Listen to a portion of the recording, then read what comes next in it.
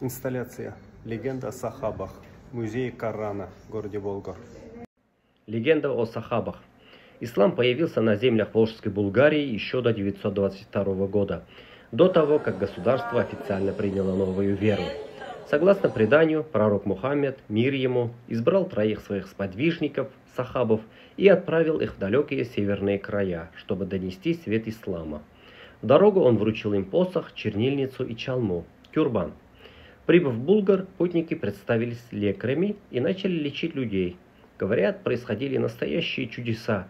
Больные выздоравливали, немощные вставали на ноги.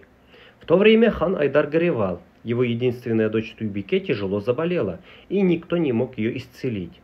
Услышав о мудрых целителях, хан пригласил их во дворец. Осмотрев девушку, сахабы сказали: «Девушка поправится, если попариться в бане со свежими березовыми вениками». Но где взять веник зимой? Тогда сахабы обратились к хану: «Прими ислам, и Аллах пошлет исцеление твоей дочери». Айдар дал слово. И тогда они совершили чудо. Один расчистил снег и поставил на землю чернильницу. Другой, Габдрахман, разбил ее и воткнул в землю посох. Третий возложил на него чалму.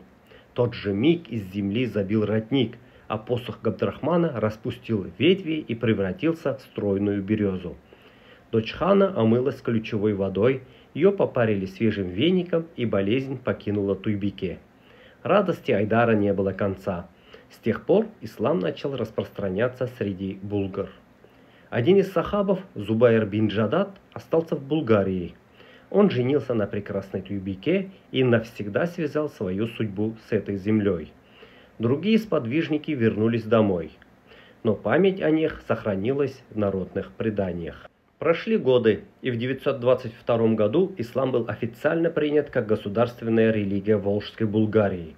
На этом торжестве присутствовал арабский посол Ахмад ибн Фадлан, оставивший подробные записи. Именно из них мы знаем, что к тому времени ислам здесь уже был известен. В душе народа жила и легенда о чудесном источнике, о березе и о вере, принесенной сахабами.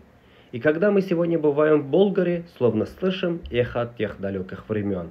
До сих пор там почитают священный родник, колодец Габдрахмана, Абдрахман Сахаба Каюса, который находится на берегу Волги у подножия Иерусалимского оврага.